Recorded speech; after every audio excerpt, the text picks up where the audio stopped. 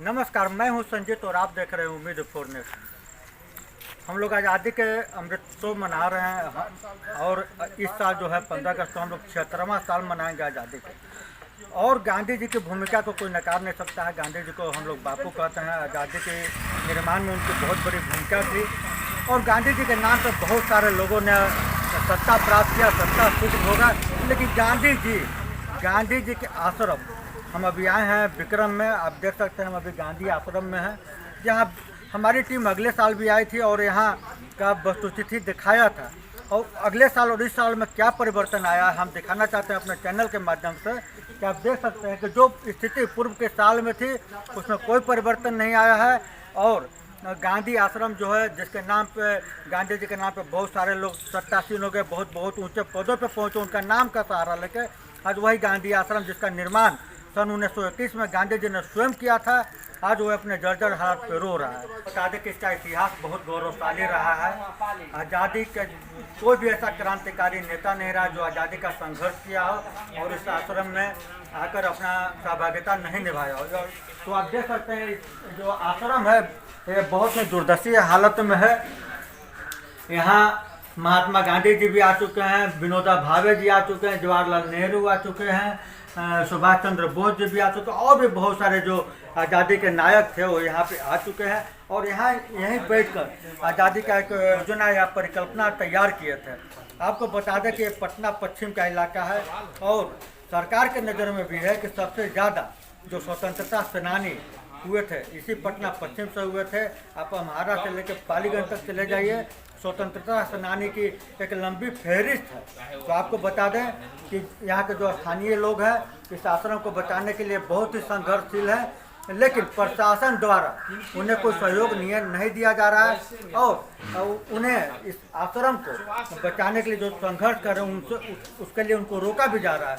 यहाँ पे गांधी आश्रम विकास समिति करके एक समिति है जो लगातार यहाँ के जो विकास के लिए संघर्ष करता रहा है। प्रशासन से इसके विकास के लिए ट्रस्ट को सौंपने की भी मांग करता रहा है, लेकिन प्रशासन के कान पर जू नहीं रखता है। हम लोग गांधी आश्रम में हैं और जो ट्रस्ट से जुड़े एक गार्जियन है वो हमारे साथ उनसे हम जानने का प्रयास करेंगे कि आखिर जो गांधी आश्रम है वो इतना दुर्दशा इसका शिकार क्यों हो गया, क्यों नहीं प्रशासन का जो नज़र है इस आश्रम पे पड़ा है।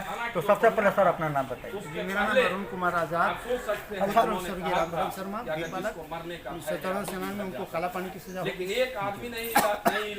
और इसी कारण मुझे इस संस्था से मुझे क्या कहते हैं उसको ममता है, इसीलिए मैं इससे जुड़ा हुआ हूँ। और जब से इसकी हालत देखें कि 20 सालों से हम लोग सामाजिक स्तर पर इसकी देखभाल करते आ रहे हैं, लेकिन बीच में कुछ विवाद उत्पन्न हो गया जिसको विवाद को भी निपटारा लड़के कोर्ट से लिया हम लोगों ने। और आज जब प्रशासन के हाथ में चला गया, जो प्रशासन अभी है जो अपने पावर का दुरुपयोग करता है कि वो सत्ता और पैसे के चक्कर में है, वो व्यवस्था के चक्कर में नहीं। और वे लोग न हम लोगों को हैंड ओवर करते हैं और न अपने करते हैं। जो कर रहे हैं उसकी सारी व्यवस्था आप देख रहे हैं आप लोगों की नज़रों में। यह सारा जो बिल्डिंग देख रहे हैं, उधर चापाकल भी है, लेट्रिन भी है, ये सारा व्यवस्था सामाजिक स्तर पर हुआ, लेकिन आज यह जर्जर अवस्था में है। इसकी ताला चाबी जो है कि नहीं, यह सब सीओ साहब ने हम लोग मांग करते हैं, बार बार रिटर्न मांग किया, 4 रोज पहले भी सफाई के लिए दिया पिटीशन, लेकिन उसके बाद भी कुछ उन लोगों की तरफ से इसकी देखभाल नहीं हुई। और ताला चाबी माता के देखिए इसको पोचारा करवाना है, सारा चीज़ हम मांग करते हैं फिर भी नहीं देते। और हम अपने जिम्मे नहीं करते हैं, रिटर्न दे तो तब तो, नहीं तो यही सीओ साहब जो है कि अगेंस्ट पार्टी से मिल करके हम पे FIR, हमारी टीम पर FIR करेगा तो फिर मचाएगा। इसलिए हम लोग गौन हो गए हैं, जो देखभाल कर रहे हैं अभी क्योंकि क्या क्या हो रहा है। कल आवेंगे जैसी स्थिति में होगा। जो हम लोग सीओ साहब पहले सेनानी लोग बाहर आते थे, लेकिन वो विवाद के कारण अंचलाधिकारी बाहर आते हैं। अब अंचलाधिकारी कल कैसे क्या करते हैं अब देखना है। अच्छा, आप तो बहुत बुजुर्ग हैं, आपसे जानकारी लेना चाहते हैं। गांधी जी का नाम लेकर बहुत सारे लोग सत्ता के शीर्ष तक पहुँचे। आज भी गांधी जी के नाम पर बहुत सारे लोगों की दुकान चल रही है, लेकिन गांधी जी द्वारा बनाए आश्रम इतना दुर्दशा में, इसका सबसे बड़ा जिम्मेदार आप किसको मानते हैं? जी, सबसे व्यवस्था। अभी व्यवस्था जो है, नेता लोग जो है किसी पार्टी के नेता हो, तो महात्मा गांधी का नाम हो, नेहरू का नाम हो, लोहिया का नाम हो या शाहजानंद स्वामी का नाम हो, नेताजी का नाम बेच करके अपना वोट कैप्चरिंग एटीट्यूड रखते हैं। किसी तरह मैं सत्ता में जाऊँ, जनता की व्यवस्था से उनको कोई मतलब। कोई भी संस्था बता दें, कोई की बिना पैसे लिए हुए काम करता है। ब्लॉक लेवल पर जितना भ्रष्टाचार अभी है यहाँ कि जनता त्राहियाम बोले हुए, लेकिन प्रशासन में लिखा हुआ पढ़ी ऊपर तक जाता है, लेकिन कोई देखभाल नहीं, क्योंकि नीचे से ऊपर तक लिंक लगा हुआ है। अब हम लोग क्या करें? एक ही बात हो सकती है कि या तो डू और डाई, फिर जन आंदोलन हो, उसके बाद नहीं लोग ठीक होंगे। नहीं तो भू माफिया, बालू माफिया, जितने mafia, education mafia, health mafia, जितने माफिया हैं ये प्रशासन लोग के अंदर में है और पैसे कमाने का इनका सिरे के ध्येय है। और जनता की व्यवस्था के बारे में अभी तक आप देख रहे हैं कि नहर में पानी में धान नहीं रुपाया, बिजली की वही हालत है, एजुकेशन की वही हालत है। इनको पैसा कमाने से छुट्टी कहाँ है कि जो जनता की समस्या को देखेंगे। सारी व्यवस्था में अब जन क्रांति की शुरुआत होगी यहाँ, उसके बाद लोग ठीक हो।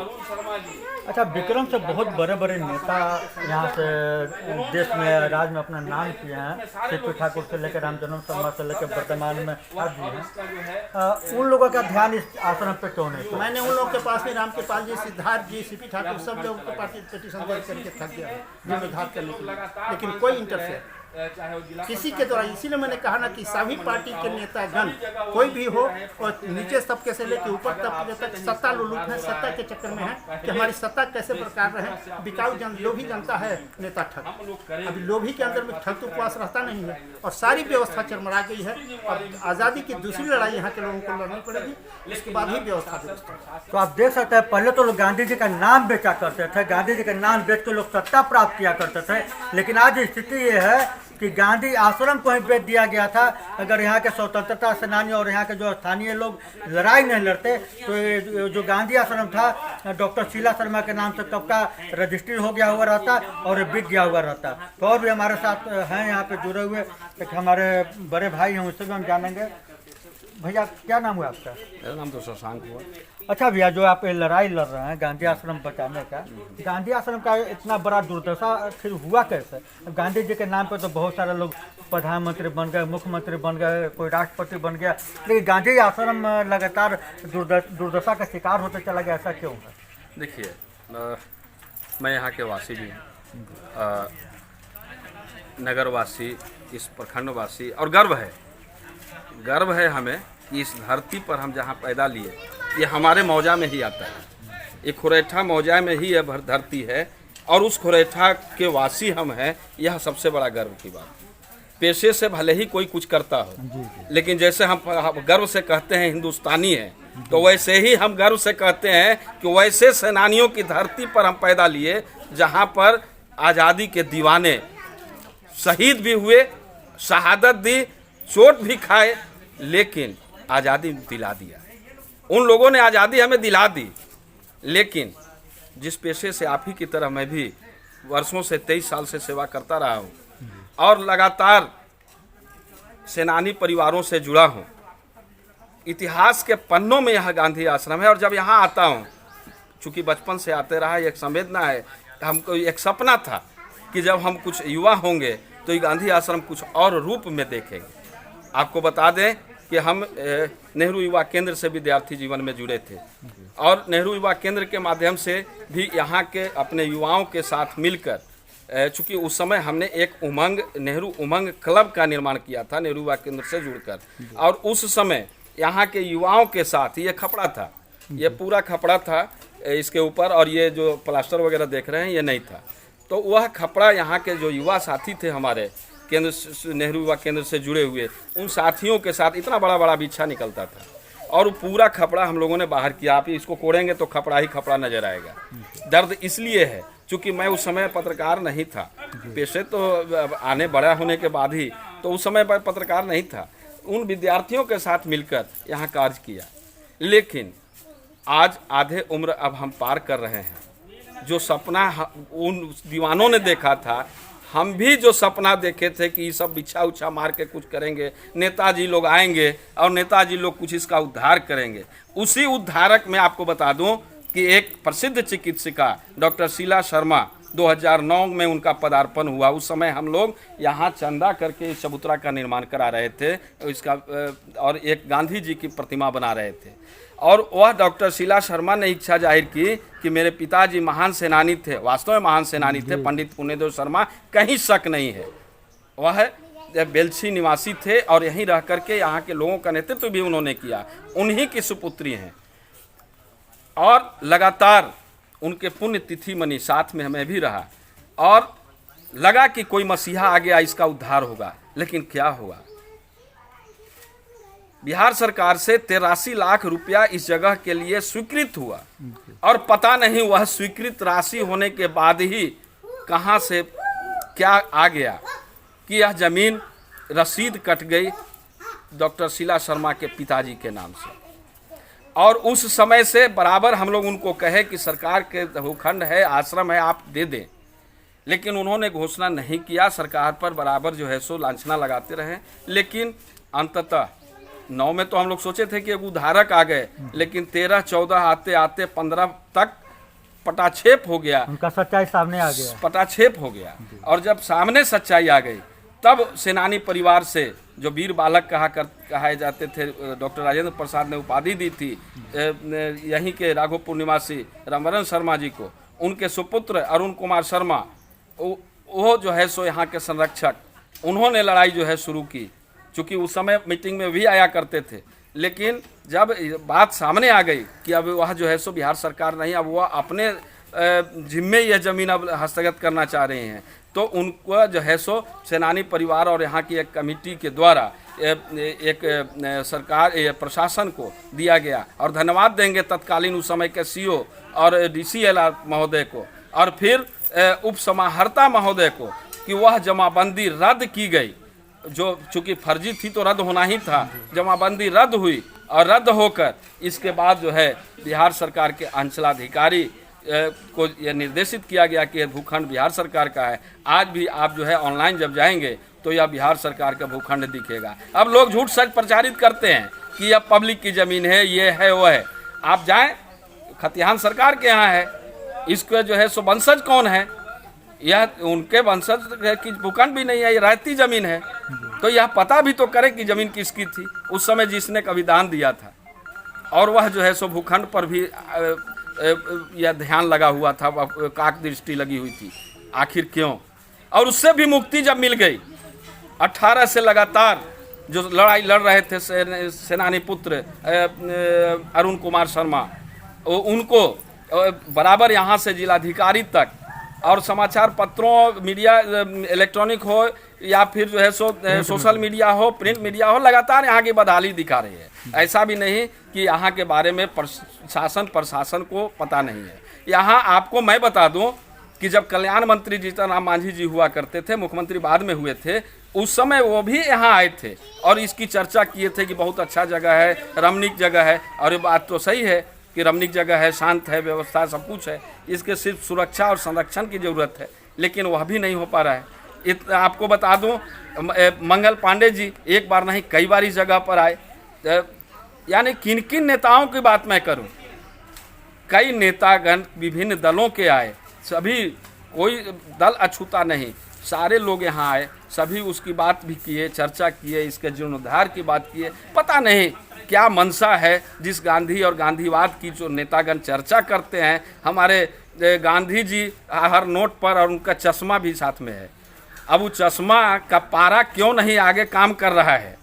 क्योंकि जिस समय गांधी आए थे तो वह चश्मा और आज के चश्मा में कुछ तो अंतर आया जरूर है।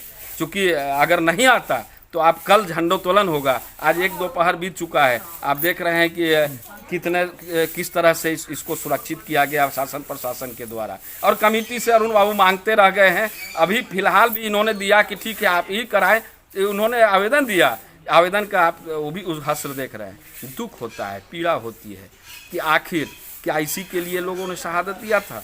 यहीं से निकलकर 1942 की क्रांति में जब 11 अगस्त को पटना के सचिवालय पर झंडा फहराने के दौरान 7 शहीद हुए थे। आप अभी भी वहाँ सचिवालय के सामने देखते हैं, बहुत श्रद्धा के साथ लोग भी वहाँ नमन करते हैं। और सरकार चाहे किसकी होती है, वहाँ माल्यार्पण होता है, 11 अगस्त को एक आयोजन होता है। लेकिन यहाँ शहीद स्मारक का भी निर्माण हुआ तो स्थानीय स्तर पर लोगों ने चंदा उगाही करके किया। बाद में नगर पंचायत को भी धन्यवाद देंगे जिनके द्वारा थोड़ा स्वच्छ सज्जा कर दिया गया। लेकिन सरकार के तरफ से यह उसको तो सही, उस 11 अगस्त को जब पटना में हुए थे तो वह तो राष्ट्रीय स्मारक घोषित होना चाहिए था कि ये 3 शहीद इस क्षेत्र के थे।